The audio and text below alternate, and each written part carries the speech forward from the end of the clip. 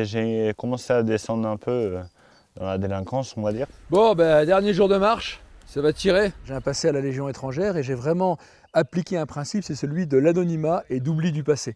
Et en fait, ça fait vraiment une alchimie qui est assez magique parce que finalement, la seule chose qui compte, c'est l'autre pour ce qu'il est, à l'instant présent, en retirant tout le carcan social que l'on s'invente la plupart du temps, quoi. Allez les gars, super Charlie!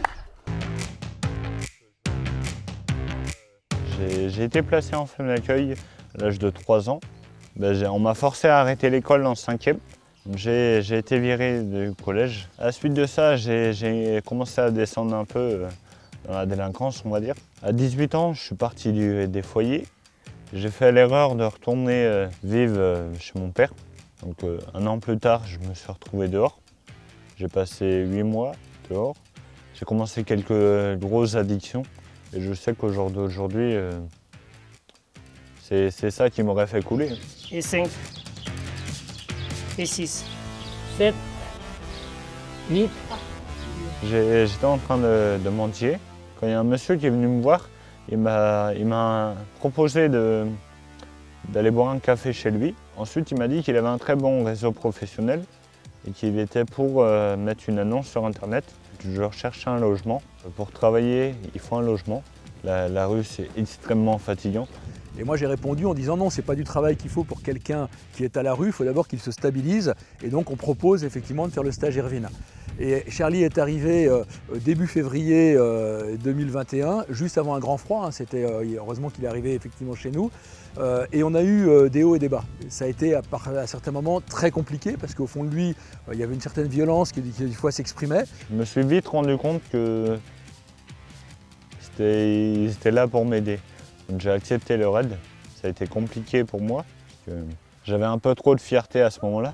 Bon, là, Charlie, c'était comment la marche? Allez les gars, super Charlie!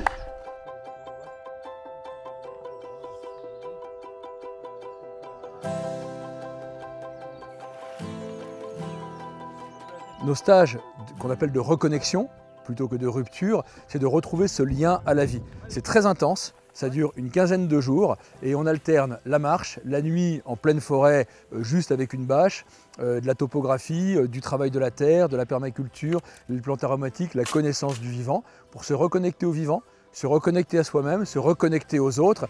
Nous avons des jeunes de toutes origines, ça peut être l'étudiant, le jeune pro, l'ingénieur qui se pose des questions sur l'avenir, et puis on a aussi le gars qui est SDF, celui qui est décrocheur.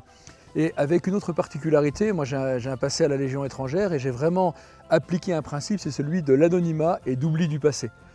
Et en fait, ça fait vraiment une alchimie qui est assez magique parce que finalement, la seule chose qui compte, c'est l'autre pour ce qu'il est, à l'instant présent, en retirant tout le carcan social que l'on s'invente la plupart du temps, quoi. Bon, dernier jour de marche, ça va tirer. Ce stage de rupture, il m'a vachement aidé à m'ouvrir aux autres. Il m'a prouvé qu'une vie aussi sans téléphone est possible. Bon, écoutez, je vous souhaite à tous une bonne journée, donc à l'assaut. Une journée type à la ferme. Ça commence à 8h30 par la distribution des tâches. Je suis souvent sur la partie des espaces verts. Après, chacun a ses chantiers attitrés, ses missions. À 12h30, on se retrouve pour manger, tous ensemble. Ça, c'est un temps convivial. Ensuite, on reprend vers 14h et on termine à 17h30. Ce que j'ai appris ici à la ferme Ervin, c'est un savoir-vivre, un savoir-être. Reprendre un rythme de vie avec une bonne cadence. La vie en communauté, c'est une chose que j'ai pas été habitué depuis des années. Je me rappelle que t'es pas un grand bavard de toute façon, ça c'est certain, mais il y avait un côté un petit peu replié sur lui-même quand il est arrivé. Il faut savoir que Charlie, il a fait des allées-venues, il est parti, revenu, et à chaque fois qu'il revenait, il y avait une évolution. On se dit waouh, Charlie, il a vachement changé, et dans le bon sens, on sent qu'il y a quelque chose qui s'est ouvert entre guillemets. Quand tu dis bonjour à tout le monde et que tu as la banane, je me dis ce Charlie là est peut-être plus heureux que celui que j'ai rencontré il y a bientôt 1 an et demi, quoi. Le Charlie d'aujourd'hui, il est plus calme, on va dire. Quand je sais que ça va pas, je vais faire en sorte de de m'isoler, soit je vais dire ce que je pense, sans être agressif du moins. Toujours, je fais en sorte maintenant d'être toujours dans le pacifisme. Il était arrivé avec une logique aussi un peu, quand on discutait entre guillemets de politique et de changement de monde, il disait Patrice, s'il n'y a pas de la violence, en fait le monde dans lequel on vit, on ne pourra pas le changer. Et moi je suis complètement opposé à ça, je ne pense pas que la violence apporte grand chose.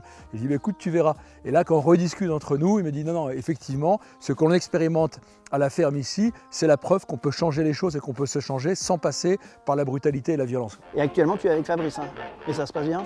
Ça se passe très bien. Plus j'avance dans le travail, plus je me dis que ça me plaît. Charlie est la 3e personne qui a intégré Soprema à l'issue d'un parcours Irvine. Et les 3 qui ont suivi ce parcours, effectivement, se sont très bien intégrés parce qu'on leur a fait confiance et qu'ils ont rendu cette confiance.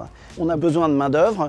Plutôt que de prendre du personnel lambda, travailler en collaboration avec Irvine nous permet d'avoir du personnel de qualité et de tendre la main à des personnes qui, on le constate, en valent la peine.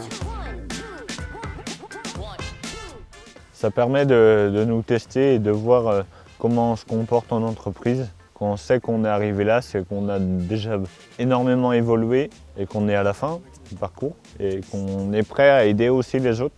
Parce qu'on m'a aidé et j'ai envie d'apporter une aide à quelqu'un qui en a besoin. Retourner faire du deal dans les cages d'escalier, c'est quand même pas vraiment génial et puis il n'y a pas d'avenir de toute façon. J'ai réussi à me sevrer, j'ai réussi à arrêter les drogues dures. Patrice Valentin a joué un rôle immense dans ma reconstruction de vie. Il m'a offert un toit, il a accepté mes chiens, donc ça c'est énorme. Heureusement qu'il est là et heureusement que l'association Irvine est là. C'est une des meilleures choses qui m'est arrivée.